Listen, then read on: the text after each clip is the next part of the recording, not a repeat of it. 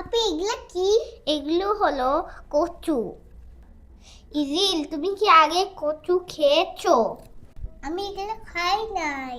ও আচ্ছা, তুমি এগুলো খাও নাই। আপনি কচুর এগুলি কি? আচ্ছা, আমি কচু নিয়ে তোমাকে সব কিছু শিখাবো, ঠিক আছে? আসসালামু আলাইকুম বন্ধুরা, তোমরা সবাই কেমন আছো? আলহামদুলিল্লাহ, আমরা দুইজন ভালো আছি। আমরা সবাই কচু খাই, কিন্তু কচুর ইংরেজি কি জানি?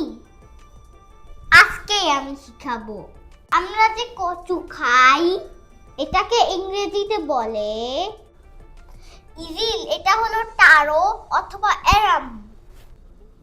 কচু পাতা ইংরেজি হলো টারো ইয়ার্স অথবা এলিফ্যান্ট ইয়ার্স। কচুর লতি ইংরেজি হলো অ্যালাম লোস। তাহলে আমরা তিনটি জিনিস শিখলাম। কচু ইংরেজি হলো টারো অর অ্যালাম। কচু পাতা ইংরেজি হলো টারো ইয়ার অথবা এলিফ্যান্ট ইয়ার। এবং কচুর লতি ইংরেজি হলো অ্যারাম লোফ। আসসালামু আলাইকুম, আল্লাহ হাফেজ।